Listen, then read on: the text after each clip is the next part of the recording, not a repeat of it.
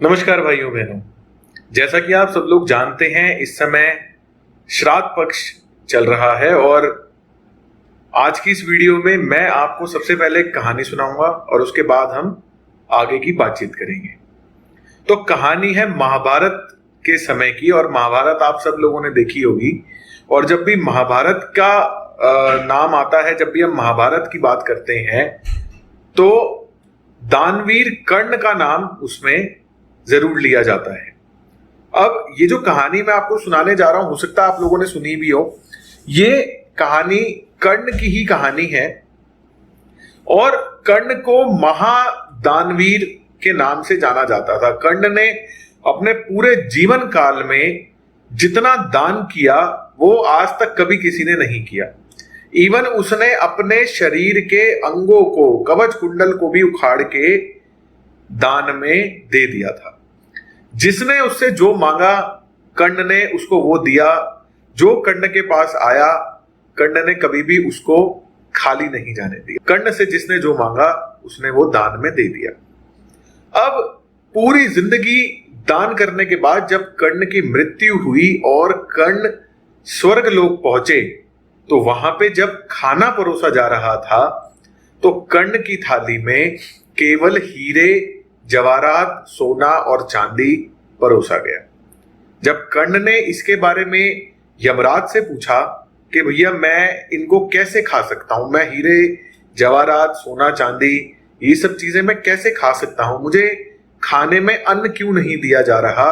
तो इस पर यमराज ने कर्ण को बताया कि जो भी आप पृथ्वी लोक में, मृत्यु लोक में जो भी आप दान करते हैं स्वर्ग लोक में, वही चीज आपको वापस मिलती है। और कर्ण ने अपनी पूरे जीवन काल में सोना, चांदी, हीरे, जवाहरात तो दान किए, लेकिन अन्न का दान जो है वो कभी भी नहीं किया। क्योंकि कर्ण जो है उसको अपने एंसेस्टर्स के बारे में पता नहीं था, तो इसलिए उसने अपने पितरों का ध्यान, अपने एंसेस्टर्स का ध्यान करके भी कभी कोई दान पुण्य का काम नहीं किया और अन्न की डोनेशन जो है वो कभी भी नहीं करी। इस पर कर्ण ने यमराज से प्रार्थना की कि उसे वापस पृथ्वी लोक पर भेजा जाए ताकि वो अपनी इस गलती को सुधार सके और इस बार वो अन्न का दान कर सके।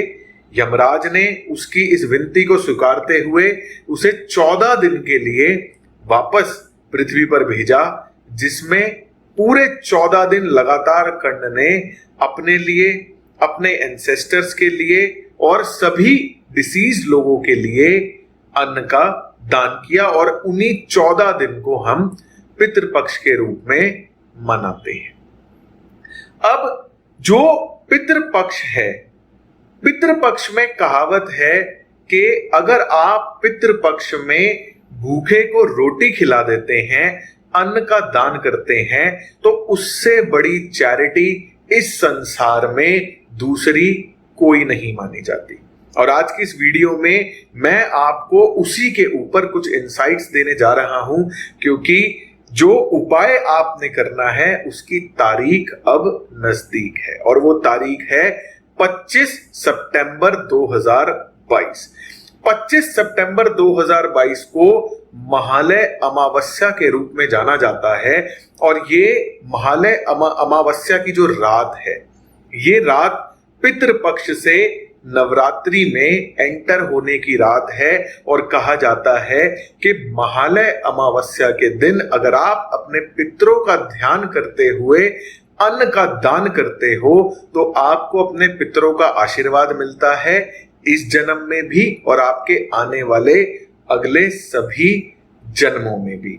तो अब आपको करना क्या है, अगर आप अपने पितरों से वाकिफ हैं, अगर आपने अपने दादा दादी के साथ समय बिताया और अब वो आपके साथ नहीं है, या आपके परदादा या परदादी अगर आपके साथ नहीं है, तो अपने पेरेंट्स से या अपने ग्रैंड पेरेंट्स से सिर्फ एक चीज पूछें कि आपके एंसेस्टर्स को खाने में सबसे पसंदीदा चीज क्या लगती थी, आपके एंसेस्टर्स की खाने की सबसे फेवरेट आइटम क्या थी, और उस आइटम का दान, उस आइटम की डोनेशन आपको 25 सितंबर 2022 को करनी ही करनी है, क्योंकि कहा जाता है कि महालय अमावस्या के दिन अगर आप किसी भी चीज की डोनेशन करते हैं, स्पेसिफिकली अन्न की डोनेशन, फूड की डोनेशन, भूखे को रोटी खिला देते हैं, तो वो खाना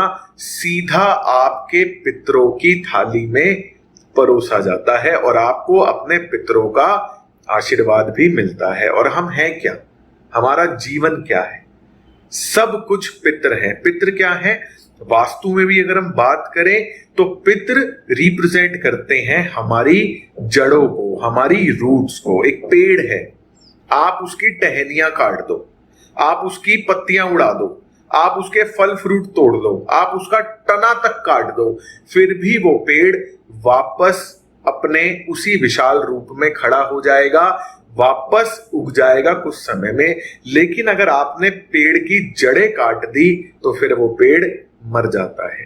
तो पितर जो हैं वो आपकी रूट्स को रिप्रेजेंट करते हैं, आपकी जड़ों को रिप्रेजेंट करते हैं। और अगर आप अपने पितरों को खुश रखते हैं, अगर आपको आपके पितरों का आशीर्वाद मिल जाए, तो आपको लाइफ में कोई भी व्यक्ति कभी भी नुकसान नहीं पहुंचा सकता और आपको हमेशा जीत और विनिंग देखने को मिलती है। तो 25 सितंबर 2022 के दिन में कोशिश करें कि आपके एंसेस्टर्स को जो खाने में पसंद था वो, या जो भी आपको अच्छा लगता हो, वो फूड जरूर डोनेट करें, भूखे को रोटी जरूर खिलाएं, ताकि आपको अपने पितरों का आशीर्वाद मिले। धन्यवाद।